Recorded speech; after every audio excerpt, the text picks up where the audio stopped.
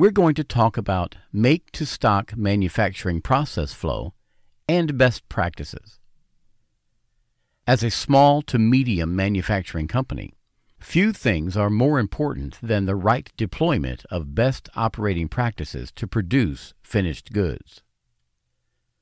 These practices impact a company's bottom line in terms of materials purchased, labor planning and utilization, inventory held in both raw materials and finished goods, and in overall cash flow.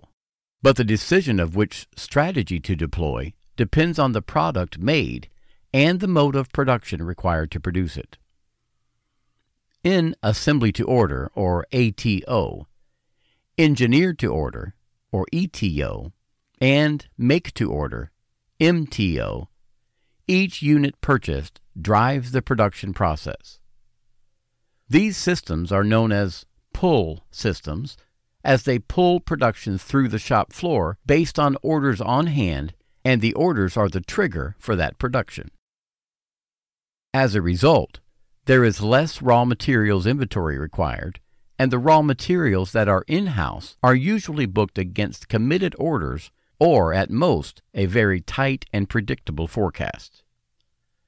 There is also little work in process, or WIP, required for these production modes unless there are similarities in stock keeping unit, or SKU, that are similar for like components and the order position is large enough. And there is little to no finished good inventory, as all purchased units are either shipped immediately or are staged to wait completion of total order quantity through production prior to shipping to the end user. The dynamics that drive these production modes are very similar.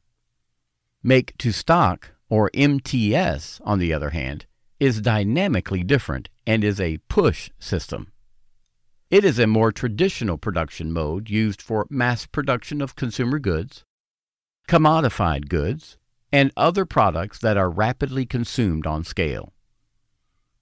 In make to stock, the goal is to match on-hand finished goods inventory to forecasted demand, and then create a push of the proper product mix through the production to replenish inventory against the anticipated demand.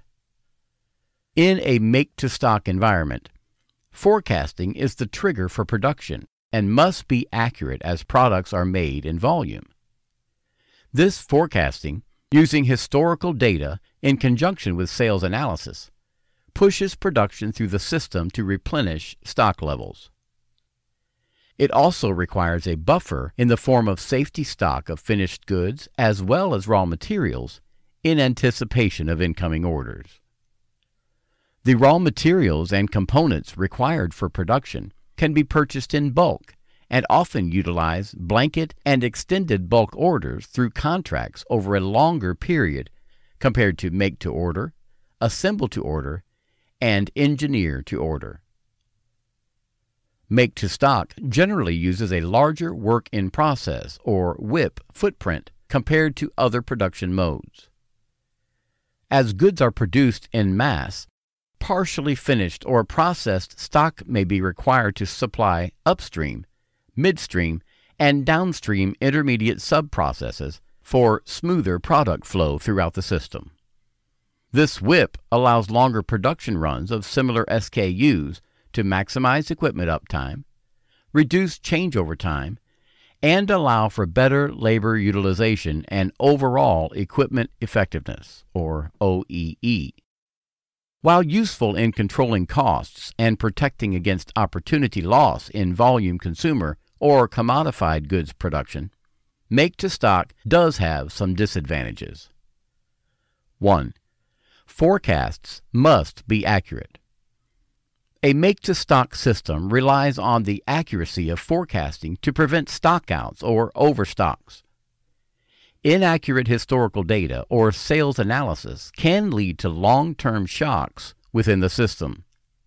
Cyclical or seasonal sales cycles can have a large impact on the accuracy of these forecasts. 2. Cash flow concerns. Small to medium manufacturers often experience critical cash flow issues based on raw materials held in inventory or tied up in work in process, or in finished goods awaiting purchase or shipment in the warehouse.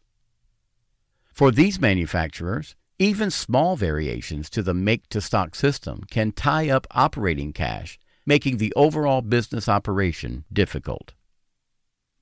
3. Inventory must be accurate.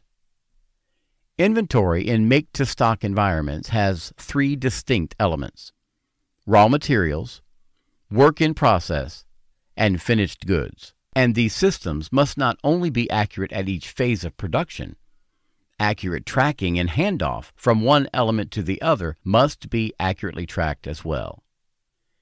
Inefficient inventory counts or valuations at any phase can impact cost and production, as well as tax liability, as inventory is taxed differently at each phase depending on applicable law. 4. Risk of obsolescence or perishability. As many make-to-stock products are rapidly consumed, a miscalculation of the forecast can render perishable goods unusable or require that costs be reduced to ensure their turn. Likewise, in industries such as electronics, overstock due to inaccurate forecasting may see the remaining stock rendered obsolete as new technology advances.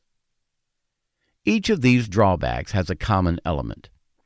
All require accurate planning, forecasting, purchasing, analysis, and decision-making. And each of those elements have a high degree of human interaction required to make a make-to-stock system work. The heavy reliance on historical data and forward-looking analysis often obscures paths to improved efficiency because of this interaction, as team members seek to make sense of the data, establish safety stock levels, negotiate contracts with vendors, and plan production. In many cases, small to medium manufacturers may also have a blended mode, with some products being make-to-stock and others being make-to-order or assemble-to-order. This compounds the problems caused by manual tracking different data sets for different segments of the business. For example, scheduling may operate off one set of lead times, while purchasing uses a more fluid set for inbound materials. For small to medium companies looking to improve their make-to-stock performance and improve efficiency and profit, they should look to common best practices to do so. Develop an accurate inventory management system. No amount of forecasting can overcome an inaccurate inventory system. Inbound inventory should be tracked from the point of purchase through receipt and should be accurately located for quick use in production. The handoff from raw material status to work in process should be accurately tracked, as value-added steps such as labor and consumable material is added at sub-processing stages. And finished goods should be quickly located and correctly accounted for when complete. Latency within an inventory system is often the result of either the human component or manual design, or both, and can be overcome with a strong software system capable of providing seamless flow of transactions as goods move through the system. Manage long and short supply chain legs in materials management. Most make-to-stock systems buy a significant proportion of their materials in bulk. However, there are other materials and components that may be purchased locally or regionally that do not require the bulk purchases lock in lower cost. In addition to different lot size, lead times can vary sharply depending on the size of the lot and distance traveled. This can create long and short legs within the supply chain that must be managed for balance. Here again, a robust software system with integrated purchasing, lead time monitoring, and costing can reduce human error and missed opportunities in balancing long and short supply chain legs. These systems will also integrate with inventory management systems to provide the manufacturer with just-in-time capability, not possible with spreadsheet-based decision-making. Develop a workflow-based production system. Many small to medium manufacturers began as small operations. As a result, they often use spreadsheet-based production workflow planning or a mix of legacy systems that they outgrew long ago. This can create gaps and latency within the system that affects the overall equipment effectiveness, labor utilization, and other variables within production. Transferring these variables to a workflow-based production system that ties in with purchasing, supply chain, and inventory management can provide decision makers with visibility over the production floor down to the transactional level. Most modern software can integrate bill of materials, routings, workstation capacity planning, subcontracted operations, backward production planning, and many other feature-rich elements that allow the shop floor to be optimized while tied into other departments digitally.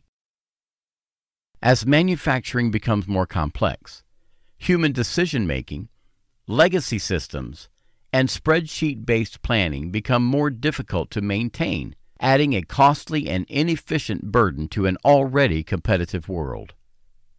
All these best practices can be best achieved through the adoption of an agile, feature-rich, intuitive, and modular ERP/MRP system. By doing so, small to medium manufacturers can find themselves on par with larger companies in the control and use of their data to run their MTS production mode optimally.